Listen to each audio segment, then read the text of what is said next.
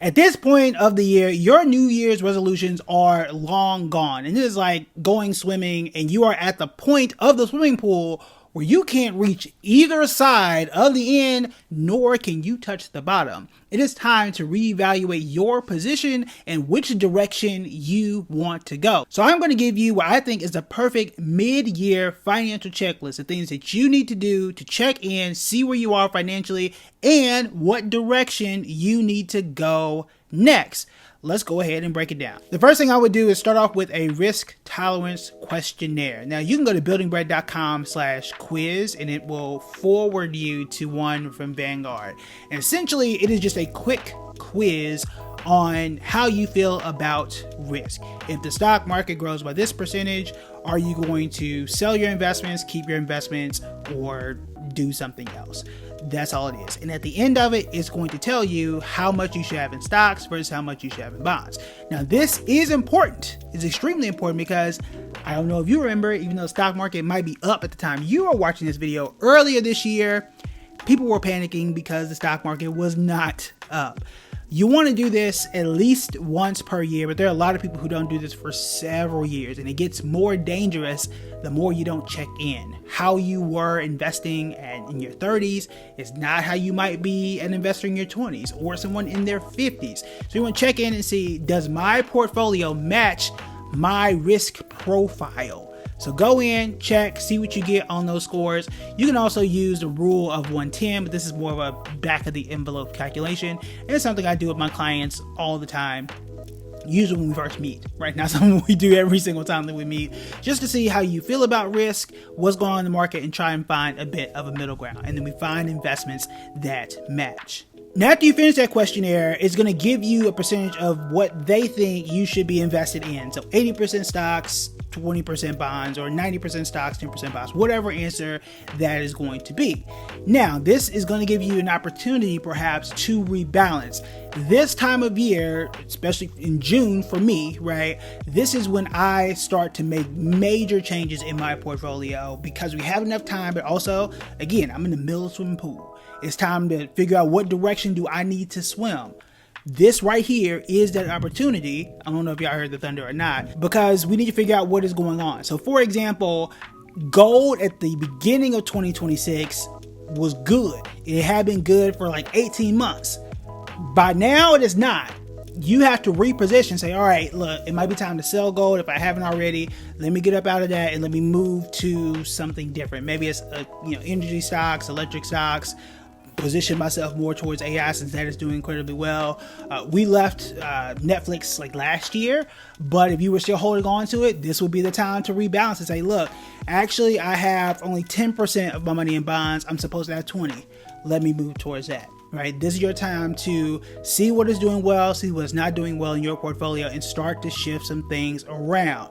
Now, I can get into a whole rebalancing section. I'm probably going to update my lesson inside the Investor's Toolkit. That's my premier course on the ins and outs that you need to know about investing and show you exactly how this works, because what most people don't notice or don't realize is that your Roth IRA, your 401k, and just your individual account, they don't always have to be the exact same. A lot of people think like I need to have 80-20 here, 80-20 here, and 80-20 here. You actually don't. As long as they all equal 80-20 combined, you're fine. But they don't have to be mirrored across the board. You can have all stocks in just your Roth, and everything else can be bonds. You can do that, but you have to know how to calculate them across the board. I like to use Excel. You can use whatever you wish, but hey, I'm a bit of a... Now, after I rebalance my portfolio, the next thing I'm doing is check all of my costs. You know, when I say cost, I mean everything. So first, portfolio cost. Do I have an app within my investing sector, my investing column, that is costing me? So do my apps cost me any money? Like I have Public Premium that's like $10 per month. It has some AI tools and stuff that I do use, so I'm fine with paying that. Also, I need to test all these things to help y'all. Okay, so I pay for that. Do any of my other apps cost me that I may not be knowing? That I may not know about. Also, my mutual funds. Right now, index funds are extremely low in fees, so I'm probably not going to be super sensitive to those. But do I own any other types of mutual funds, and how much do they cost? This is something I speak with my clients about all the time. I say, hey, look, you're paying X amount for this fund, it's cost you this much per year, and it ain't performing well, we might need to get up out of this, right? So check for those fees. It's just the investing side of things. Also, and I'm gonna be honest with y'all, because I always am, if you have a financial plan that's paying, or you have to pay them a percentage, like 1% or even 2%, I'm not saying get rid of that person, right? I'm not gonna say that, because they may be providing value outside of just investing. That's usually not the norm. It's usually flat fee or hourly. Conversation for another day, but review all those fees. Outside of the investing column though, go and see what other subscriptions you might be paying for that you may not need to pay for. See what duplication is out there. I'm sure there are apps out there that do this for you. Maybe Rocket Money does. I'm not entirely sure. No one sponsors me either. So if they want to, holler at your boy, we can figure that out. But in either case, go through and see like, hey, do I use this app anymore? Does it make sense for me to pay for this thing? Yes or no, eliminate it, and see what things can be negotiated. Switch from one cell phone carrier to another one if it makes more sense. A lot of these, and I mentioned this in a previous video, may have like a junior carrier, like Verizon to Visible, right? It's still Verizon. It says it in the logo, but it is a whole lot cheaper to go from one to the other. If you need help understanding what costs you are paying within your portfolio and help with rebalancing, you can go to buildingbread.com/callkev, and I can help you build confidence, clarity, and momentum in this economy.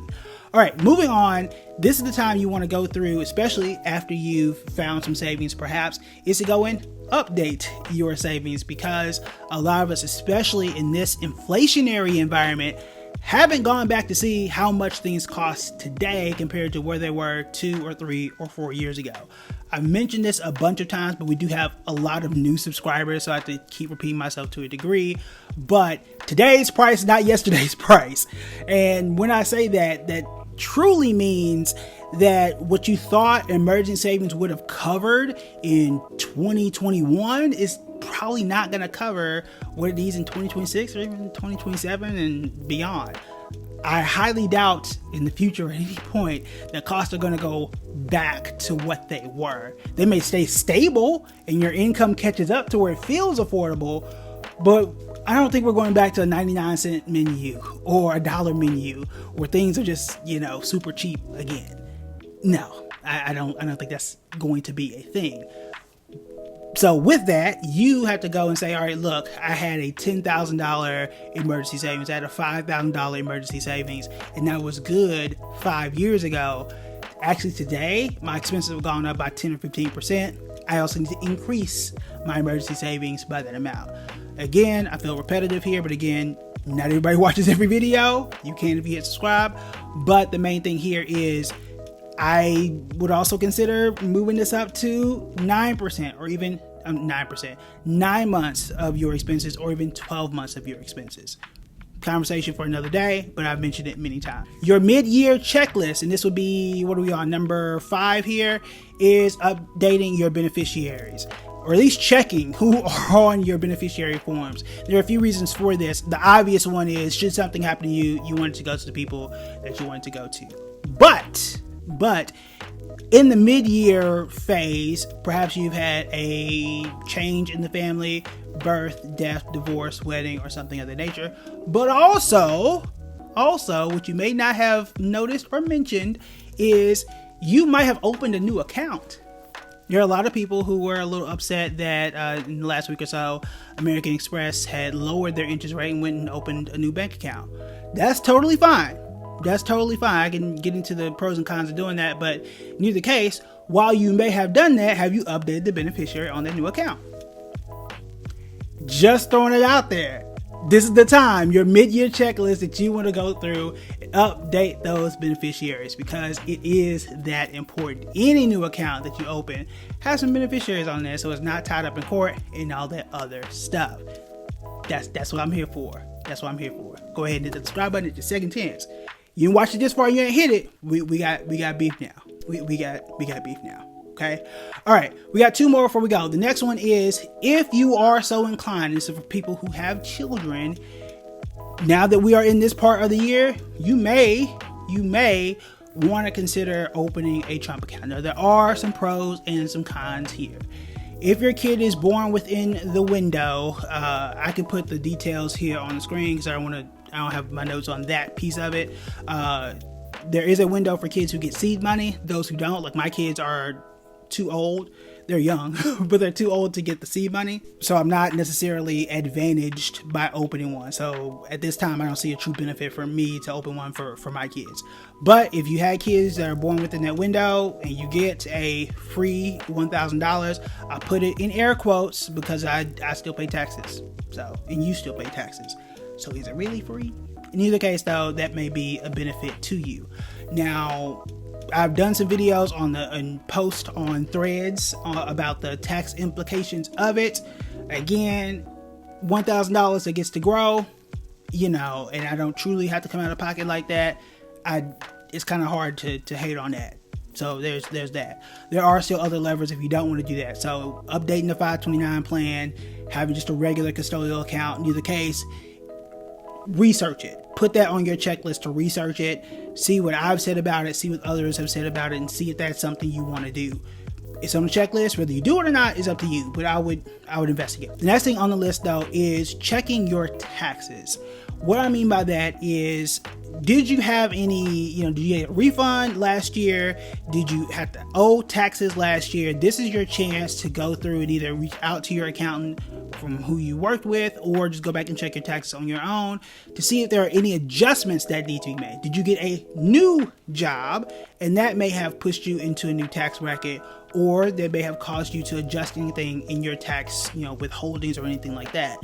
If you don't want to owe, you got half the year, right? Probably a little less than half the year to make some tiny adjustments to get ready for the tax year for next year, as opposed to trying to do something drastic during the holiday seasons when stuff gets a whole lot more expensive.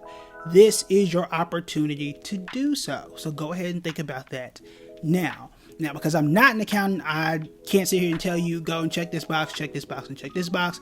There are other accountants out there to do that. But if you had a major change, if you had a child perhaps, or if you just got married, there may be more tax benefits out there that you may not be aware of. If you started a business and the business is profitable and doing well, there may also be some tax advantages out there that you may want to start investigating now that you could be taking advantage of. But I think it makes a whole lot more sense.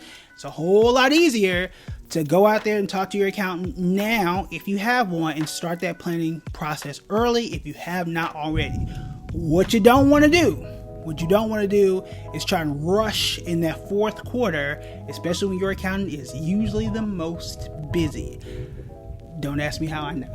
So that is your mid-year checklist. But if you want to know what you should be investing in at this time of the year, this is the video that you want to watch next.